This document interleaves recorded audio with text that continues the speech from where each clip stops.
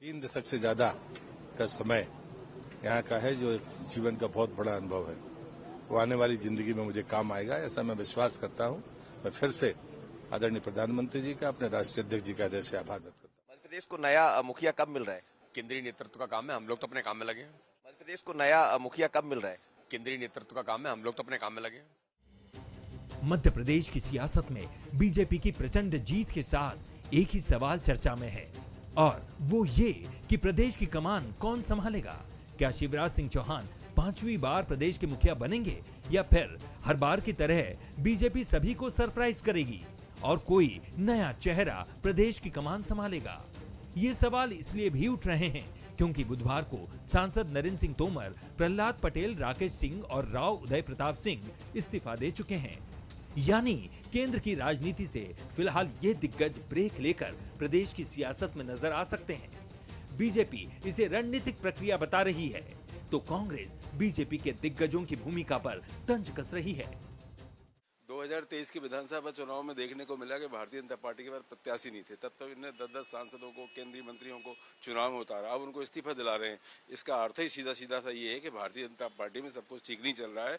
ये 3 गुटों में, शिवराज, महाराज, नाराज, 3 गुटों में बटी हुई है और मुख्यमंत्री पद को लेकर इनके यहाँ लड़ाई है। घर के रहे न घाट के, कुल मिला के अब भारतीय जनता पार्टी में आंतरिक लोकतंत्र पूरी तरह खत्म है। एक जगह से रिमोट चलता है, जिसको रिमोट दबा दिया वो इस्तीफा देता नजर आता है। केंद्र की राजनीति से प्रदेश में लौटे दिग्गजों की क्या भूमिका होगी, इससे अभी पर्दा उठना बाकी है। कहा तो ये भी जा रहा है कि बीजेपी गुजरात मॉडल की तर्ज पर नई शुरुआत करेगी। नई लीडरशिप, नए कैबिनेट के साथ फ्रेश चेहरे नजर आ सकते हैं।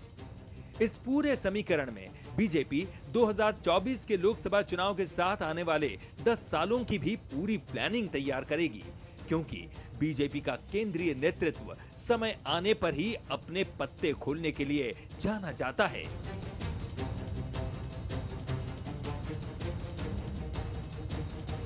बंसल न्यूज के सवाल नंबर 1, बीजेपी 2024 और 2028 को ध्यान में रखते हुए फेज तय करेगी।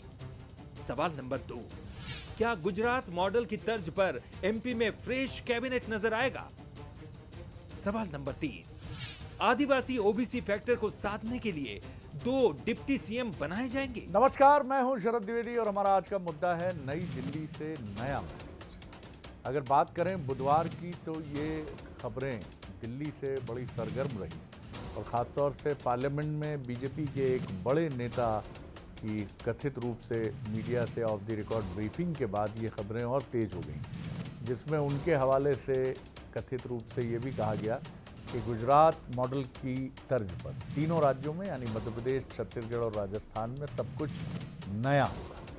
उसके बाद ये कयास चलने लगे। फिर न्यूज़ एजेंसी ANI की एक खबर सामने आई जिसमें कहा गया कि तीनों राज्यों में यानी इन्हीं तीनों राज्यों में, मध्य प्रदेश सहित 3 राज्यों में नए चेहरे। अब सवाल ये है कि ये नए चेहरे कौन होंगे। सबसे महत्वपूर्ण बात है क्योंकि मध्य प्रदेश की अगर हम बात करें तो शिवराज जी निश्चित तौर पर मोदी जी का चेहरा और मोदी जी की गारंटी का कोई जवाब नहीं। बेमिसाल काम किया उसने, क्योंकि जो नतीजे आए हैं, कहने वाले तो ये भी मान रहे हैं कि तेलंगाना में जिस तरह की 8 सीटें बढ़ी हैं और वोट प्रतिशत बढ़ा है, 2 से बढ़कर 8 हुई हैं सीटें, तो ये एक अपने आप में बड़ी महत्वपूर्ण बात है। लेकिन शिवराज जी भी इस जीत के एक महत्वपूर्ण स्ट्रैटेजिक पार्टनर हैं, तो जाहिर तौर पर उनकी भावी भूमिका क्या वो मुख्यमंत्री से भी महत्वपूर्ण होगी आगे जाकर, ये भी एक सवाल है। किस रूप में होगी, किधर होगी, ये सवाल पूछा जा रहा है। और इसी के साथ अगर हम बात करें तो केंद्रीय कैबिनेट के कुछ सदस्य और सांसद इस्तीफा देके अब विधायक के रूप में मध्य प्रदेश, तो यहाँ से कुछ वहाँ जाएंगे। तो ये तमाम बातें बड़ी सरगर्म हैं। और राकेश सिंह जी की बात करें जो प्रदेश अध्यक्ष भी रहे हैं, ज्योतिरादित्य सिंधिया जी केंद्रीय मंत्री हैं, ये तमाम, नरेंद्र सिंह तोमर जी, VD शर्मा जी, कैलाश विजयवर्गीय जी, और इनके अलावा भी क्या कोई जी हैं जो हो सकते हैं क्योंकि अगर हम उत्तराखंड का उदाहरण देखें तो कई बार एक ऐसा चेहरा सामने आ जाता है जो चौंका देता है।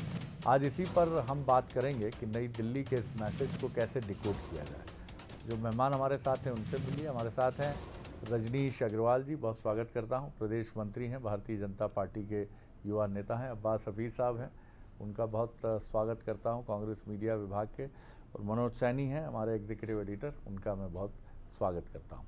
सबसे पहले मनोज, आपकी ही बात मैं करके आगे बढ़ूंगा। दिल्ली में लगभग तय है, हालांकि थोड़ी देर पहले दिल्ली की रिपोर्ट्स हैं कि प्रधानमंत्री और अमित शाह जी फिर बैठे हैं और अभी ये बैठक शायद चल ही रही होगी।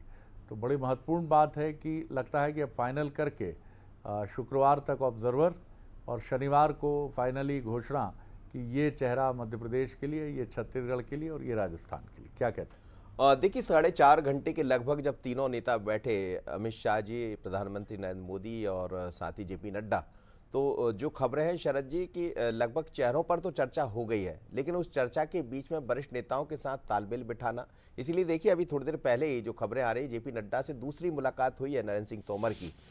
अभी थोड़ी देर पहले ही फिर से उनकी मुलाकात हुई है। और इस वक्त भी जब हम आपसे बात कर रहे हैं, हम जनता से बात कर रहे हैं, दर्शक देख रहे होंगे, तो इस वक्त भी बड़ी बैठक चल रही है प्रधानमंत्री नरेंद्र मोदी और शाह के बीच में। चर्चा ये भी है कि थोड़ी देर में भारतीय जनता पार्टी के प्रदेश अध्यक्ष वी डी शर्मा भी दिल्ली रवाना होने वाले हैं। तो ये मानकर चलिएगा कि लगभग चीज़ें तय है, लेकिन जैसे बंद लिफाफे में कोई चीज़ रख दी जाती है, अब वो लिफाफा कब खुलेगा, लिफाफा खुलने के पीछे एक पूरी रणनीति होती है भारतीय जनता पार्टी की, जिनका आप जिक्र कर रहे हैं। पर्यवेक्षक आएंगे, पर्यवेक्षक आज देर रात तक, जो मेरे पास खबरें हैं, शायद नियुक्त हो जाएंगे और हो सकता है वो नामों की घोषणा भी कर दी जाए।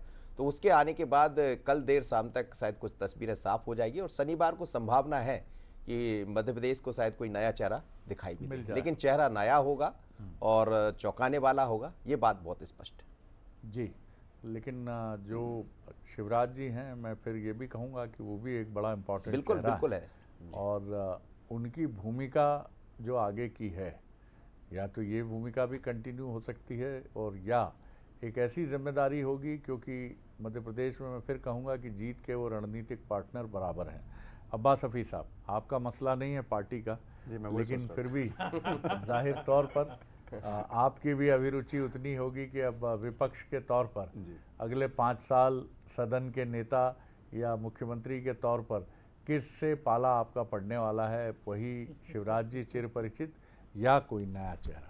क्या कहें? जी, सबसे पहले जो आपने बात कही वही मेरे जहन में भी थी कि ये इनका आंतरिक मामला है भारतीय जनता पार्टी का। हम उम्मीद करते हैं कि गुटबाजी से ऊपर उठ के और किसी को राजनीतिक तौर पर निपटाने और बनाने के बजाय मध्य प्रदेश के हित में सोचा जाए और बेहतर से बेहतर जो भी चेहरा हो मध्य प्रदेश के लिए दिया जाए। विपक्ष के तौर पर हमारी जिम्मेदारी है कि जनता के मुद्दे उनके माध्यम से हल कराना और जहाँ पर भी कोई कमी होती है उसको मुद्दे प्रमुखता से उठाना, ये हमारा तो कर्तव्य है ही। लेकिन हम शुभकामनाएं भी देते हैं भारतीय जनता पार्टी को, कांग्रेस पार्टी की तरफ से, कि वो जिस मैंडेट के साथ आए हैं और सारे इफ एंड बट्स अपनी जगह के ऊपर हैं और वो शायद सही फोरम के ऊपर रखने की ज़रूरत है, जो पार्टी हमारी करेगी भी। बहुत सारे विषय हैं इस जीत के पीछे, इस हार के पीछे, उसका चिंतन मंथन भी किया है। लेकिन फिलहाल मध्य प्रदेश को जल्द से जल्द मुख्यमंत्री एक ऐसा मिले जो मध्य प्रदेश की जनता के लिए काम करे, मध्य प्रदेश के जनता के हित को सबसे पहले रखे और पार्टी हित अपना बाद में रखे। कमलनाथ जी ने जब प्रेस ब्रीफ किया था चुनाव के नतीजों के बाद, उन्होंने भी यही कहा था कि हम पूरी अपेक्षा करते हैं कि एक ऐसा चेहरा आए, एक ऐसी सरकार आए जो सरकार इस मैंडेट पे खरी उतरे और उसको काम कराने के लिए कांग्रेस पार्टी, विपक्ष की भूमिका क्या है, जनता ने जनादेश दिया है, वो पूरी तरह से निभाएगी। लेकिन अगर यह है जो पैटर्न चला आ रहा है बीजेपी का कि जनाधार नहीं है, आला कमान से जुड़ा हुआ है, तो शायद मध्य प्रदेश जैसे राज्य में वो परेशानियां बन सकती हैं जनता के लिए। और इसमें अगर भारतीय जनता पार्टी अच्छे से अच्छा करे तो यही हमारा उनसे एक्सपेक्टेशन पर। हालांकि चेंज ओवर की बात आपके यहाँ भी है, देखते हैं कि आगे क्या परिस्थितियां बनती हैं, क्योंकि मल्लिकार्जुन खड़गे से मुलाकात के बाद चर्चाएं रही। हालांकि वो सब कितनी सच्चाई है, अटकलें हैं, ये वक्त बताएगा। रजनी जी, ओवरऑल सबकी निगाहें इस समय बीजेपी पर टिकी हैं और सब जानना चाहते हैं कि वो नया चेहरा कौन होगा मध्य प्रदेश में। तमाम अनुमान है, क्या कहेंगे आप? जी देखिए, नया चेहरा या कौन सा चेहरा, चेहरा तो भारतीय जनता पार्टी का चिरपरिचित चेहरा होगा, लंबे समय काम करने वाला चेहरा होगा। किसी दूसरी पार्टी या नवागत कोई व्यक्ति तो होने वाला नहीं है। जी जी। स्वाभाविक है, क्योंकि भारतीय जनता पार्टी मध्य प्रदेश में जिस प्रकार से एक आदर्श संगठन के रूप में पूरे देश में जानी जाती है, और उसी तौर पर उन सबका प्रतिनिधित्व करते हुए सरकार का नेतृत्व करने वाला चेहरा निश्चित तौर पर सबकी आकांक्षाओं की पूर्ति करने वाला होगा। कांग्रेस को धन्यवाद, जो शुभकामनाएं उन्होंने दी हैं, जो आकांक्षाओं की कामना उन्होंने की है, वो भी निश्चित तौर पर पूर्ति होंगी, और पूर्ति की है तभी इतना बड़ा जनादेश जनता ने दिया है। कोई यूं ही इस प्रकार से जनादेश नहीं देता, क्योंकि थोड़ा वो जनादेश नहीं है। 48.55 48.55 का प्रतिशत का वोट शेयर मध्य प्रदेश के इतिहास में किसी ने नहीं लिया, और हमारा वोट शेयर 7% से 7.5% से ऊपर बढ़ा है।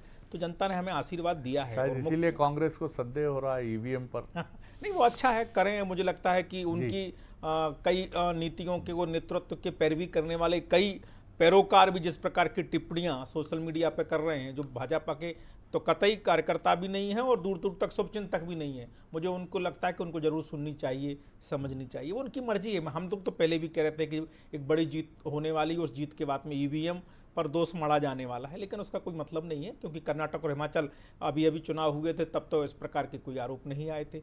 और एक बात और है, जिनसे अपेक्षा होती है वो इस प्रकार के आरोप लगाते हैं, और रटे रटाए शब्द है, उसका कोई अर्थ है नहीं, क्योंकि ब्लेम कहीं और जाता है। दूसरी बात जो बात है, भारतीय जनता पार्टी का जो मुख्यमंत्री का जो मामला है, देखिए शिवराज जी ने लंबे समय तक और लगातार जनता की संवेदनाओं के साथ में जुड़कर काम किया है, सेवा के साथ में जुड़कर काम किया है। आप लोगों से बात करते उन्होंने भी कहा, ना मैं दावेदार था और ना मैं हूँ, मैं कार्यकर्ता की भावना से पार्टी जो जिम्मेदारी देगी उसे निभाऊंगा। आपको ध्यान होगा 2003 राधौगढ़ में चुनाव लड़ने गए थे, 2005 में जब उनको 29 नवंबर को शपथ लेनी पड़ी, वो भी दौर भी आपको ध्यान होगा। तब से लेकर अब तक कभी उन्होंने पीछे पलट कर नहीं देखा। 2018 की एक टीस शिवराज जी के मन में थी कि कहीं थोड़ी सी चूक हो गई, और टीस जो उस 2018 के समय थी, वो ये टीस इस प्रकार के जनादेश में भाजपा में परिवर्तित होगी, किसी ने कल्पना नहीं की होगी। लेकिन हम जो सब लोग इकट्ठे होकर तेजी के साथ में काम कर रहे थे, वो जरूर दिखाई पड़ रही थी। कई लोगों को कहते थे तो मजाक समझते थे, लेकिन आइए उसी आकांक्षा की पूर्ति चेहरे में दिखाई देगी। आपका भी चेहरा हो सकता है, बीजेपी तो किसी को नहीं, मैं नवाचार कर सकती है। मुझे लगता है कि हम इस पैनल में चेहरा, हमारे चेहरे में जिसका चेहरा होगा वो चेहरा निश्चित तौर पर हम जैसे कई कार्यकर्ताओं के चेहरों में जिसका चेहरा देखा जा सकता है, वो चेहरा होगा। वाह, क्या जवाब दिया है। हम जैसे न जाने लाखों कार्यकर्ताओं का चेहरा जिस चेहरे में झलकता है, चेहरा वही होगा, यानी कार्यकर्ताओं की आकांक्षाओं का प्रतीक होगा जो भी चेहरा होगा। बीजेपी इसके लिए पहचानी भी जाती है। मनोज, अगर फिर हम लौटें इसी सवाल पर, तो लोकसभा चुनाव सामने हैं, तो जैसा रजनी जी ने एक संकेत तो हमें किया है कि जो भी चेहरा होगा वो नवागत नहीं होगा, यानी वो अनुभव से परिपूर्ण होगा।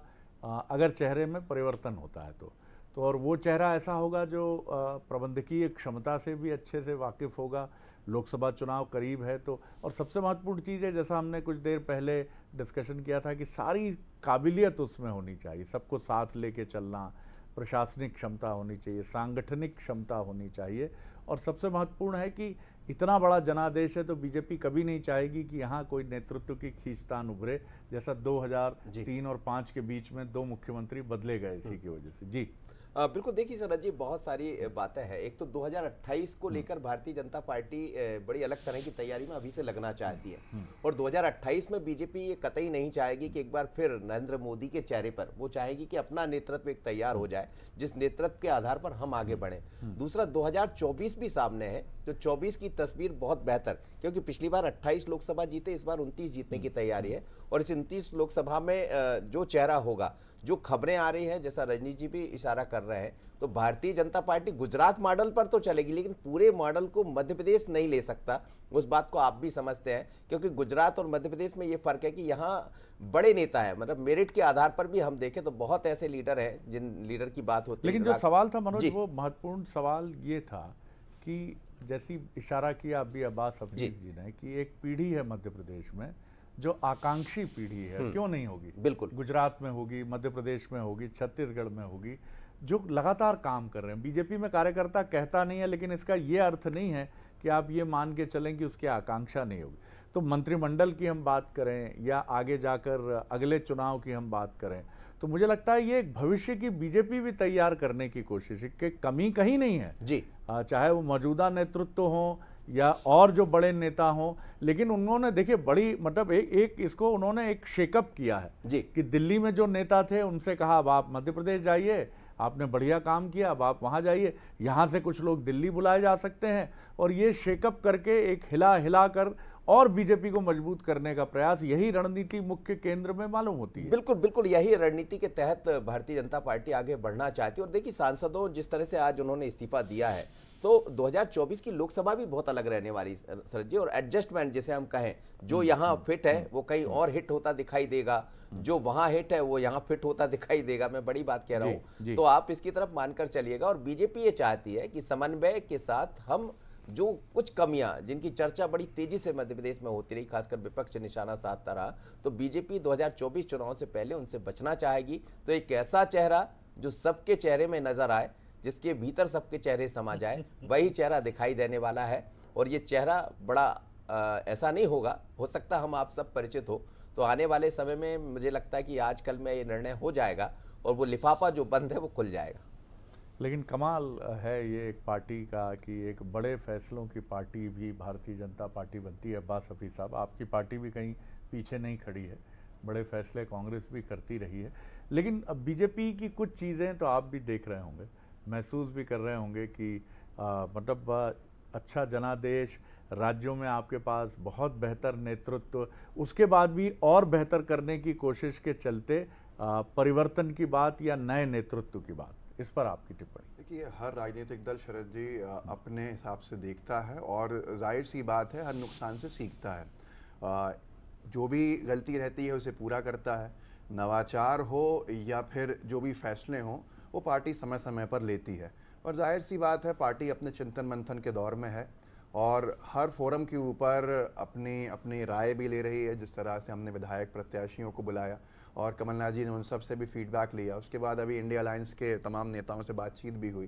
भारतीय जनता पार्टी की जो अच्छी चीज़ें हैं रणनीति के एतबार से, कांग्रेस पार्टी उनसे सीख लेती है। कांग्रेस पार्टी कोई अच्छी रणनीति लाती है तो जाहिर सी बात दूसरा दल उससे सीख लेता है। ये सीखना और यही चीज़ है अपने तजुर्बे के साथ आगे बढ़ना, वही हर पॉलिटिकल पार्टी को आगे बढ़ाता है। तो कहीं ना कहीं किसी रणनीति में अगर कमी रही है तो उसके ऊपर पार्टी काम करेगी। और हमारी आज कांग्रेस पार्टी के अध्यक्ष कमलनाथ जी का सबसे बड़ा टारगेट है कि ये जो भी हुआ है इसको सही करना लोकसभा चुनाव में, और हम लोकसभा चुनाव की तैयारियों में जाना शुरू कर चुके हैं। हमारे नेता भी जाने का कह चुके हैं, प्रदेश का दौरा भी करने वाले हैं वापस आके, और वो तमाम चीज़ें नई जो आपने कही उनका भी अपने पास लाके उसका इस्तेमाल किया जाएगा और आगे बढ़ने का काम किया जाएगा। हमारे कार्यकर्ता, हो सकता है अभी मनोबल कहीं कम हो, लेकिन उनको और मोटिवेट करने के लिए हमारे हर नेता अपने अपने क्षेत्र में अब आगे जाएंगे और रणनीति पे काम। जी रजनी जी, महत्वपूर्ण बात यह है, जब हमने 2018 में अमित शाह जी से बात की थी तो उन्होंने वही बात दोहराई थी जो बीजेपी के टॉप लीडर्स दोहराते हैं। उन्होंने कहा हमारे लिए वैयक्तिक स्वार्थ महत्वपूर्ण नहीं है, हमारे लिए सबसे पहले पार्टी से पहले देश। जब हमने उनसे पूछा था बंसल न्यूज़ ने कि बड़े फैसलों की पार्टी है आपकी, जीएसटी, ट्रिपल तलाक, तमाम बड़े मुद्दे, तो उन्होंने कहा ये हम किसी उसके लिए नहीं कर रहे हैं, ये हम देश के लिए कर रहे हैं। आप बड़े फैसले करते चलते हैं, ये हमने बीजेपी को देखा। ये पूछा जाता है सवाल कि कितनी बार, कितनी नावों में कितनी बार। अब आप देखिए इतनी बढ़िया जीत के बाद 3 राज्यों में आप बढ़िया नेतृत्व हैं आपके पास, लेकिन आप और बेहतर करने की कोशिश कर रहे हैं। अभी सारी चीज़ें कार्ड भीतर हैं, खुले नहीं हैं, लेकिन फिर भी बीजेपी एक थिंकिंग है। कहीं आप दिल्ली के सिविक बॉडी इलेक्शन में सारे प्रत्याशी बदल देते हैं, गुजरात में मुख्यमंत्री बदल देते हैं, उत्तराखंड में 4 महीने में 3 मुख्यमंत्री आपके चेंज ओवर होते हैं और बड़े चौंकाने वाले फैसले होते हैं। जी, वो उत्तराखंड में चुनाव हार जाते हैं, उसके बाद में फिर शपथ ले बिल्कुल, ये खिटामा या क्या खटीमा। जी जी बिल्कुल, एक बात समझना पड़ेगी। जो कांग्रेस और भारतीय जनता पार्टी में बुनियादी अंतर है, हम कार्यकर्ता आधारित संगठन हैं। श्यामा प्रसाद मुखर्जी, दीनदयाल जी, जब ये चले गए दीनदयाल जी, तो लोग कहने लगे इस पार्टी का अब कुछ नहीं हो सकता। जनसंघ उस जमाने में थी। फिर अटल जी ने बागडोर धीरे धीरे करके संभाली, आगे समय लगा, अटल जी और अडवाणी जी की जोड़ी समय। तो अटल जी के बाद में कुछ नहीं हो सकता इस पार्टी का। अटल अडवाणी जी की हम सब लोग नारे लगाते थे, हम भी बचपन से नारे लगाते आए अटल जी के बारे में। अटल बिहारी कमल निशान मांग रहा है हिंदुस्तान, तब भी अब नहीं की पूर्ति बारी हो पाई। अटल बिहारी तब से पूर्ति नहीं हो पाई, और पहली बार नारा देने वाले स्वयं आडवाणी जी थे। अटल अडवाणी जी की जोड़ी, उसके बाद में फिर नरेंद्र मोदी जी, अमित शाह जी की जोड़ी, नड्डा जी फिर राष्ट्रीय अध्यक्ष। ये लगातार चलने वाली प्रक्रिया है, सतत चलने वाली। लेकिन किसी को नहीं पता था कोई एक खानदान के सारे लोग हैं, ऐसा बिल्कुल नहीं है। अलग अलग राज्य के अलग अलग प्रकार के लोग जो सामान्य वार्ड अध्यक्ष से ऊपर उठकर या कोई पूर्णकालिक किसी और सेवा के भाव से निकला और कोई जिम्मेदारी संगठन ने दे दी, उसका पालन करते हुए, वही बात मध्य प्रदेश में मुख्यमंत्री के तौर पर भी है, वही बात है। और इस तथ्य को पकड़ना होगा, समझना होगा कि हमारी भारतीय जनता पार्टी कोई आज हमें 5 साल का चुनाव केवल महज नहीं है कि 2028 का चुनाव कैसा होगा या 24 का कैसा होगा, ये तो होगा ही, इसकी रणनीति तो बनेगी ही, इसकी भूमिका तो सजेगी ही। लेकिन साथ साथ में हम आने वाले परिदृश्य में, युग परिवर्तन के इस दौर में, आकांक्षी इस भारत में हम अमृतकाल में प्रवेश कर रहे हैं, तो हमें किस प्रकार का विजन के साथ में आगे बढ़ना है वो भी ध्यान में है। हम काम, लगातार काम और काम, जिस प्रकार के मोदी जी संकल्प लेके आ रहे हैं, और पूरा एक पार्टी के जनमत, जो पार्टी के भीतर का कार्यकर्ता का भाव, वो एक साथ उठकर चल रहा है। तो ये सामान्य घटना नहीं है। इस पर विचार करके तमाम पॉलिटिकल, नॉन पॉलिटिकल जो लोग हैं उनसे मशवरा करके आगे बढ़ने का काम कर रहे हैं। बहुत अच्छे मुख्यमंत्री होंगे, तीनों राज्यों में बहुत अच्छे मुख्यमंत्री होंगे, और यकीन मानिए सब लोगों का मन गदगद हो जाएगा। जी चलिए, शुभकामनाएं आपको इसके लिए। मनोज, एक और जो बड़ा अहम सवाल है, वो सवाल ये है कि मैं रजनीश जी की बात से यहाँ इत्तेफाक करूँगा। देखिए, मैं ये नहीं कहूँगा कि बीजेपी में मतभिन्नता नहीं होती है और प्रतिद्वंद्विता राजनेताओं में नहीं है, बिल्कुल है। लेकिन करीब करीब 50 साल आडवाणी जी ने अपनी पारी का इंतजार किया। उन्होंने कभी अटल जी को उलझाने की कोशिश नहीं की, वो इंतज़ार करते रहे। इसके लिए उनकी उम्र बीत चली, लेकिन उन्होंने इंतज़ार किया। ये अलग बात है कि उनको सफलता नहीं मिली जब प्रधानमंत्री के तौर पर पेश करके चुनाव लड़ा गया। और इसी तरह आप तमाम राज्यों को देख लीजिए, गुजरात देख लीजिए, मध्य प्रदेश देख लीजिए, अच्छी प्रतिस्पर्धा है, लेकिन जिसको जो मिला उसने मुकद्दर मान के स्वीकार किया।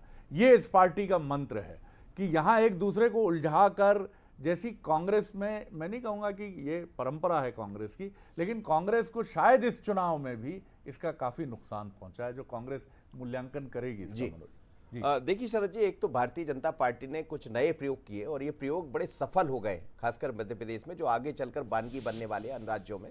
जैसे 7 सांसदों को चुनाव लड़ाया, 5 जीतकर आ गए। छत्तीसगढ़ में भी हमने देखा, राजस्थान में भी यही देखा।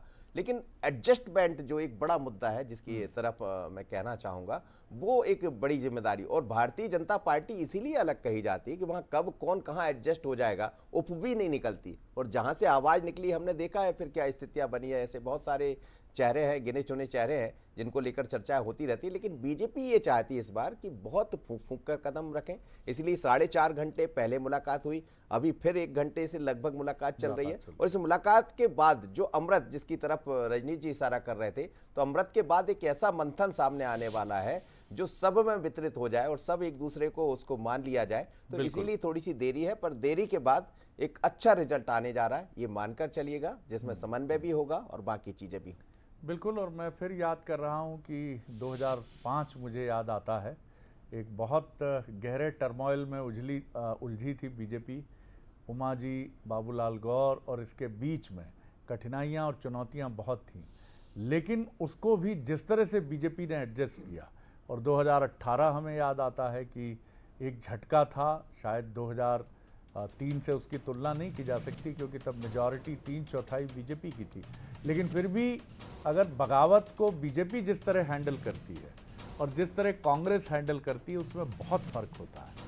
और यही वजह है कि कई बार कांग्रेस की मुश्किलें अलग अलग राज्यों में इसलिए भी बढ़ जाती हैं कि नेताओं की प्रतिद्वंद्विता या दबा छुपा संतोष पार्टी को अपने सीने पर झेलना पड़ता है। और बीजेपी में ये उभरता है, लेकिन नियंत्रित ऐसा होता है क्योंकि जो इसकी कहीं ना कहीं छिप के या सामने आके बागडोर संभालते हैं, वो ये जानते हैं कि उनका साथ अगर गिने चुने प्रतिनिधियों ने भी दिया तो वो बहुत सौभाग्यशाली हैं।